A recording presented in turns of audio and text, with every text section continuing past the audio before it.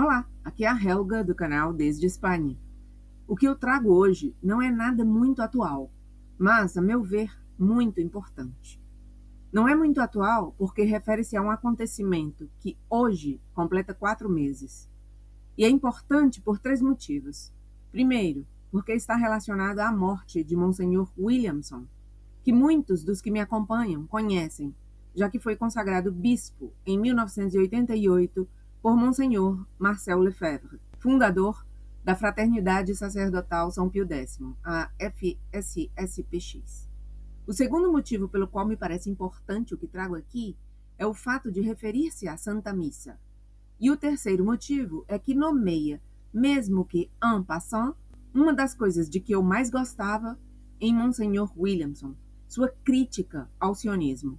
Um tema, a meu ver, apaixonante por esclarecedor, apesar da desgraça que significa o sionismo para todos nós. O que trago aqui é o elogio fúnebre que fez Monsenhor Viganò a Monsenhor Williamson. Sim, o arcebispo Carlo Maria Viganò prestou uma homenagem fúnebre a Monsenhor Richard Nelson Williamson, falecido em 29 de janeiro de 2025. No texto intitulado Vita Mutatur, non tolitur, a vida é transformada, não tirada, Monsenhor Viganò recorda a figura de Monsenhor Williamson como um defensor intransigente da fé católica tradicional, um bispo marcado por sua fidelidade doutrinal e pela resistência aos erros modernos infiltrados na igreja pós-conciliar. A expressão latina, usada no título, tirada do prefácio da Missa de Defuntos, sugere que a morte não destrói a vida, mas a transforma. Uma esperança profundamente enraizada na fé católica. Monsenhor Viganò destaca o papel de Monsenhor Williamson como pastor das almas e combatente contra o modernismo, e encerra seu tributo com a confiança na misericórdia de Deus e na vida eterna prometida aos fiéis. Antes de começar a leitura do elogio fúnebre, eu gostaria de pedir-lhe que me dê um like, inscreva-se no canal e ative o sininho das notificações para receber vídeos a cada vez que eu publicar alguma aqui. Então vamos lá. Leio o elogio fúnebre. Um caro amigo, um venerado irmão no episcopado, um companheiro de batalha, concluiu sua peregrinação terrena e passou para a eternidade. E nestas horas de luto, aliviadas apenas pelos olhos da fé, não podemos deixar de chorar sua partida, recordar seu combate incansável, sua fidelidade, sua obra a serviço da Santa Madre Igreja e recorrer à oração em sufrágio de sua alma. Minha amizade fraterna com Monsenhor Williamson é relativamente recente. Teve início no momento em que me vi em confronto com as autoridades romanas, após ter amadurecido a consciência da Revolução Conciliar e de seus efeitos devastadores. Consciência a qual Sua Excelência havia chegado muito antes de mim. Dos nossos encontros, guardo a lembrança de sua capacidade de harmonizar a adesão incondicional à fé católica com um sopro de verdadeira caridade e uma força incansável ao pregar o verbo a tempo e fora de tempo.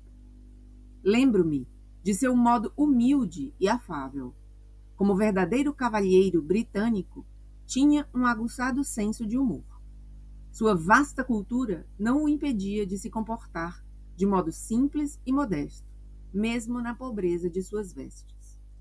Lembro-me bem da batina surrada que usava habitualmente e de sua relutância diante de formalidades artificiais. Convertido do anglicanismo e formado na fé tradicional, sob a tutela de um grande arcebispo, Monsenhor Marcel Lefebvre, ele soube manter-se fiel, mesmo diante das concessões de seus confrades, quando as conveniências humanas e os cálculos diplomáticos prevaleceram sobre a herança do arcebispo francês. Monsenhor Williamson foi desobediente a uma Roma apóstata, desobediente a um conservadorismo amolecido, que havia esquecido as verdadeiras razões de sua existência, desobediente a um mundo incapaz de ouvir a verdade, dita abertamente. Essa sua aparente desobediência, que o liga de modo indissolúvel à figura de Monseigneur Lefebvre, o bispo rebelde que ousou desafiar o modernismo de Paulo VI e de João Paulo II, foi precisamente a razão pela qual, em 2012, ele foi abandonado e expulso da Fraternidade Sacerdotal São Pio X, a qual pertencia, por se recusar a aceitar um acordo com a Roma Conciliar e com o pseudo-conservadorismo de Bento XVI. Desde então, Monsenhor Williamson dedicou-se à construção de uma resistência católica que pudesse, de forma eficaz, enfrentar de um lado a apostasia das autoridades romanas e de outro os compromissos e as concessões da Fraternidade Sacerdotal São Pio X, cujos superiores estavam cada vez mais empenhados na busca de uma normalização canônica.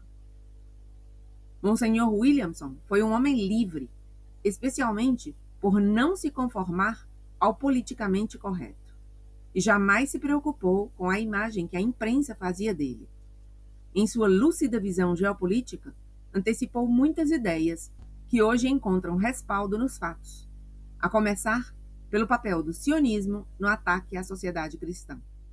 Viveu provas e humilhações sem alarde, conservando a serenidade de espírito e buscando, em tudo, unicamente a glória de Deus e a própria assimilação a Cristo sacerdote. Quando, em 2020, levantei a voz para denunciar a fraude psicopandêmica, tivemos a oportunidade de compartilhar a mesma visão do mundo e de suas fadigas geopolíticas, identificando no globalismo o ponto de convergência das ideologias dos tempos modernos e na relação entre Deep State e Deep Church, Estado profundo e Igreja profunda, a verdadeira ameaça para a humanidade e para a Igreja. Foi fervoroso devoto da Santíssima Virgem, especialmente de Nossa Senhora de Fátima. Sua convicção na vitória do Imaculado Coração, segundo as promessas da Virgem, foi o farol de sua vida interior e de sua ação, e a recitação fiel do Santo Rosário, sua arma invencível. A hemorragia cerebral que o atingiu nas últimas semanas não lhe impediu, pela graça de Deus, de receber o conforto dos sacramentos e de ser acompanhado por aqueles que lhe eram próximos no momento em que adormeceu no Senhor. Assim, em um tranquilo sono do corpo, o Senhor quis fazê-lo concluir uma vida de combatente nas trincheiras da Santa Igreja, pranteado pelos seus amigos e ainda respeitado pelos adversários. A doutrina católica sobre os sufrágios, maravilhosamente expressa na liturgia tradicional que Monsenhor Williamson sempre custodiou e transmitiu com cuidado, tem sua fonte no segundo livro dos Macabeus do Antigo Testamento. Por isso Judas Macabeu mandou oferecer o sacrifício expiatório pelos mortos, para que fossem absolvidos do pecado. 2 Macabeus 12:45. É este sacrifício expiatório que celebramos com as solenes exéquias de nosso venerado irmão bispo. Um sacrifício prefigurado pelos sinais da antiga lei e realizado em Cristo na nova e eterna aliança.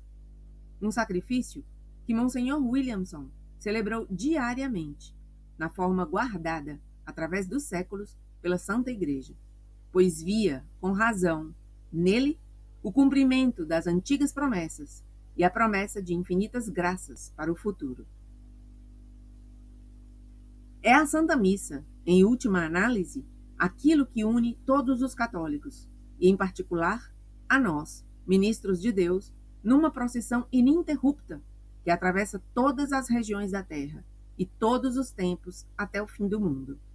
É a Missa Apostólica, a Missa de São Gregório Magno, de São Pio V, de São Pio X, do Padre Pio, de Monsenhor Lefebvre. A missa que é nossa na medida em que é uma síntese orante da nossa fé, da fé da Igreja. A missa que é nossa e dos fiéis e da qual, no entanto, a Roma Conciliar e Sinodal gostaria de nos privar, porque sabe bem que esse venerável rito refuta e condena todos os seus erros, todos os seus silêncios temerosos, todas as suas vis cumplicidades. Tu és sacerdote para sempre, segundo a ordem de Melquisedeque. Diz a divina sabedoria. Enquanto houver sacerdotes e bispos que seguirem o exemplo de verdadeiros pastores, como Monseigneur Lefebvre e Monseigneur Williamson, o sacrifício perpétuo não cessará, e será graças a ele que conseguiremos atravessar vitoriosamente estes dramáticos momentos de tribulação que preludiam os últimos tempos. Essa assimilação do sacrifício não pode se limitar a ser meramente ritual. Toda alma sacerdotal, digo a vocês, caros irmãos clérigos, deve também se tornar uma vítima mística, seguindo o modelo da vítima pura, santa e imaculada, para levar à plenitude, em sua própria carne, o que falta aos sofrimentos de Cristo, pelo bem do seu corpo, que é a Igreja. Colossenses 1:24. Foi isso que fez Monsenhor Williamson, que aceitou sofrer a perseguição e o exílio por amor a Cristo, e para não renunciar aos solenes compromissos assumidos na plenitude do sacerdócio. No paraíso, reunidos em adoração do Cordeiro e da Santíssima Trindade, na eterna liturgia celeste, todos os santos de todos os tempos estão unidos pelo amor ao sacrifício perfeito. Rezemos para que Monsenhor Williamson seja acolhido entre as hostes celestiais e que, de lá, possa nos ver repetir os gestos sagrados e as palavras santas que ele pronunciou até poucos dias antes de nos deixar. O lema episcopal de Monsenhor Williamson era Fidelis Inveniatur, retirado da primeira carta aos Coríntios. Cito: que todos nos considerem como ministros de Cristo e administradores dos mistérios de Deus. Ora, o que se requer desses administradores é que cada um seja encontrado fiel. 1 Coríntios 4, 1, 2. Pois o administrador não é o dono do bem, mas aquele que deve entregá-lo, tal como o recebeu aqueles que virão depois dele. E isso foi exatamente o que fez nosso irmão bispo, lembrando-se das palavras do apóstolo.